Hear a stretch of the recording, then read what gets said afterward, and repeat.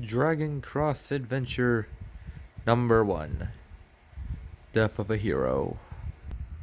In the year 1945, in the wake of the end of World War II, the Red Ribbon Army, a paramilitary criminal organization, was founded by a man who was only known to the world as Commander Red. Red had been a soldier of World War II serving in the Japanese army. Although their military was dissolved by the end of the war, Red used his family's wealth to create his own army. After building his army with disgruntled Japanese veterans who had been displaced by the war for 2 decades, Red set his sights on a greater goal. Inspired by superhero comics, he created an initiative known as Project Superhero. The goal was to create superhumans that would serve as foot soldiers for the Red Ribbon Army, allowing them to take over the world. This plan would remain in its testing stages for about 12 years until 1977, when the first successful test was completed.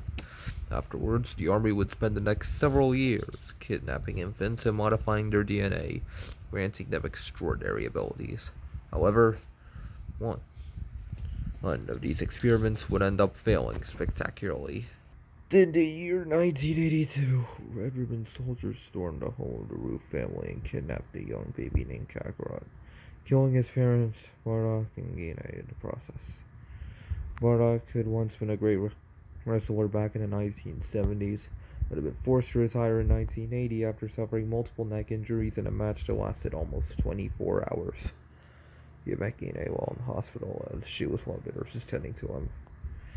Going back to Kakarot, he was experimented on and given a list of mutations that included growing a monkey tail.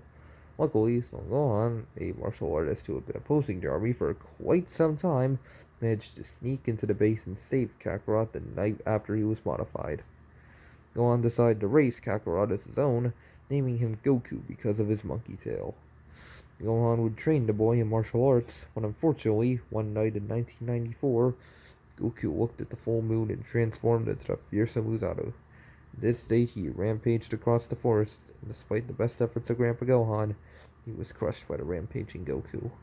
When Goku came to, he found his adoptive grandfather's dead body, and not knowing what had happened, began living off the land. Eventually, Gohan's master Roshi visited his student's house to check in on him, and found Goku all alone.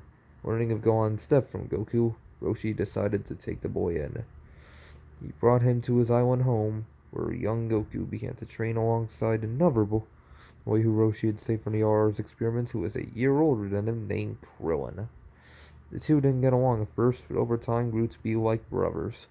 As they grew older, Goku also began to develop a sense of justice. He wanted to use the power granted to him to protect the innocent and be the light in the darkness against evil. This rubbed off on Krillin, although he wasn't as determined as Goku.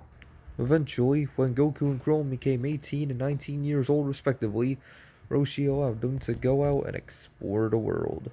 The two wandered the world for the next several years, meeting new and exciting people along the way.